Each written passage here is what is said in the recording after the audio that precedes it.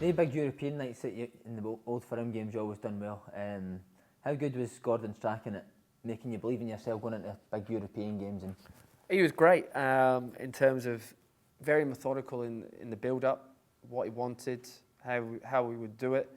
Obviously, I've seen a lot of Celtic in recent times now, and it's fantastic from a point of view of where Celtic have evolved to now in terms of and what Brendan Rodgers wants. He wants teams to be possession-based and kill teams off with their possession, take the pressure off them. Whereas we had the individual talents, but our sort of main base on how we achieve things was more on the group itself and being hard to break down and beat, and then obviously create with our individual talents, obviously the rewards after we obviously worked that hard. And thankfully, we had some amazing nights, and we managed to do that. You know? See, before the nights, would you always believe we could win here, even against AC Milan, teams like that? Yeah, especially at Celtic Park, every time. You know, you'd be sitting in the hotel before it.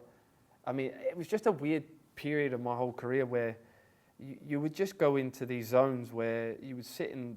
It was the Hilton at the time. We would always stay there over the bridge in the M8, which was like almost every night, wasn't it? At one point, it was just getting a bit too much. But you would just sit there and you would just think through what was going to happen. But not one bit would you be thinking anything negative. It was always something good was going to happen. And I think when you're set in those types of mind frames, then it's amazing what you can achieve. And have you been in that? Is that only at Celtic you've had that mind frame, or is that more so than anywhere else in my football career? Yeah, it's very hard to try and do it again. You know, it's very hard to continuously have that sort of mindset. Or, well, look at it. You're a club that's winning every week as well, so it gives you that extra bit of confidence. Or you looked around, and that's what Gordon built as well. You looked around from 1 to 20. You trusted everyone. It brought a togetherness, and you'll always have a camaraderie with those types of players more so because you won things together. It just brings that. So no matter if you've seen each other like yesterday or in 20 years' time, you always have that. You know, it's quite a special feeling and something that I'll always treasure as well. One of your most famous goals is obviously AC Milan. Big Dida had his Poppadom hands on right out to you. Talk us through the moment he spills the ball in front of you. It's one of the easiest goals I'm ever going to score in my career, isn't it? But it felt like an eternity just to tap it in. And obviously, the first thing you're thinking is, I've got to be offside here. Surely I'm offside because there's no one around you. So you're thinking, that just can't be right. But obviously, you see the replays. Odo, who's playing it right back, he's keeping me well onside. So cheers, mate. But I remember it got laid back to Gaz Caldwell. And people don't realise, if they watch Champions League games properly and they watch European ties with Celtic and the comparison, people go, you're talking shite. Even when I go on the radio and that. See, you know what I'm talking about with the balls. You know, like the Adidas ones and that, how much, and when they're wet, how much they skid off the surface. They're lively, aren't they? You know, and when you take your touch, and that's where you see the even better players produce things because they make it look that simple, but it's not with those balls because on those tough nights when it is slick, your touch has to be right bang on. Otherwise, they just get away from you all the time. But obviously, even the likes of Gaz Caldwell can hit a shot and a side foot. It's just a little side foot on it. I did go skidding. Yeah, but that's what I mean. Because of the ball and the surface, those balls would just fly. So you knew when it was on its way, there's a chance he could just palm us off. And sure enough, and then the chaos at the corner was amazing. After that, I think people falling over billboards and all sorts, and then people getting slapped as well. So. Is that your favourite goal for Celtic? No, it's not. It's up there. It's up there. But I'd have to say my one at Ibrox is my favourite goal of all time, just for the moment. And obviously, it was the winner on the day as well. So we'll come to that later. And I'll keep that for later. Okay. So after that game, I think Big Dida was sniped, don't he, for the stand?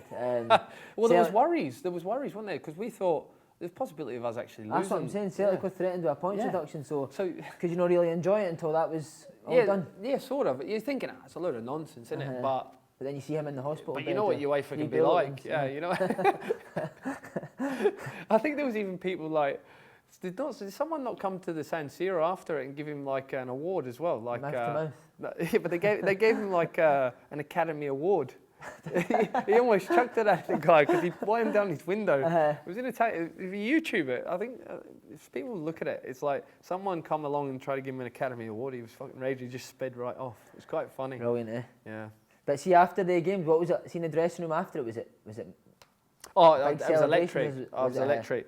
Yeah, it was fun.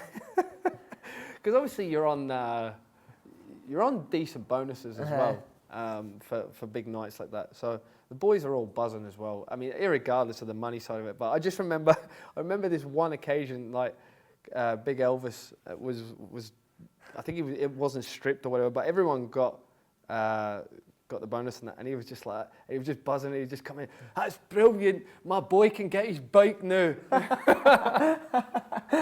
Everyone just started laughing, just because we won and we had a bonus, so it was brilliant. But that's just good banter because he was going around the boys, wishing us all the best before, and he was like, "Make sure you win because my boy needs a bike." And all that. So it's just coming after, go, "Need a bike? There's a bike. Got the bike." So it was funny. We spoke to Aidan on the dramatic last 7 games of the 07-08 season. Yeah. Come back to win the league. What was your recollection of the running, particularly the Rangers games, because they were your bread and butter, weren't they? Yeah. Rise to the games. My recollection of it, first and foremost, was that I had to go grovelling. Because previous to those 7 games, the one before it, we got beat by Motherwell at Celtic Park against 10 men. We'd lost 1-0. And I think it was about 60 minutes in, obviously being my old club, being the top scorer, I felt, what the fuck's he doing? Taking me off. You know, so I've got up and I've just fucking, looking back, it's cringeworthy, but I'm like on the touchline like, what the fuck you doing? Not coming off. And you see Reed Gordon just like, but he's just getting even angrier. You see those eyebrows, those eyebrows going like, fuck, I better fucking make a move here. So I ended up getting in the dugout and that, and obviously I had a little kick out as you do that, little petulance. And I just remember getting the hairdryer treatment after the game. But even more so, we had to go on the Monday to do I think it was the PFA Player of the Year Awards thing, the nominees. So me and obviously Aidan were up for the nominees along with Chris Boyd and I think it was Carlos Cuellar actually at the time.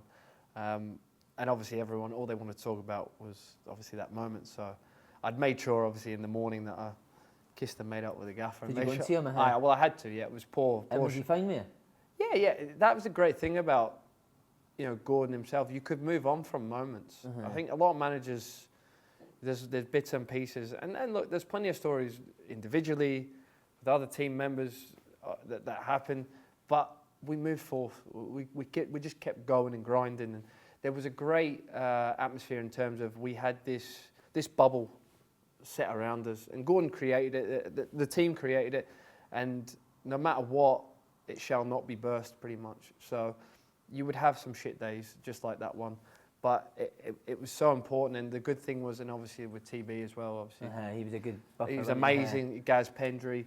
We had good people within the football club that whenever things got tough, and it was horrible at that point because like you wouldn't talk to anyone after you'd lost the game because it meant so much to you, but you knew the pressures of it and you knew what everyone else was thinking. So you wouldn't dare go out your sort of house, and you would just go to train and come back until everything was okay again.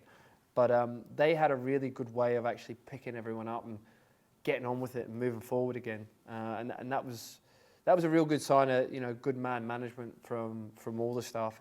It was a great period, and obviously those 7 games as well.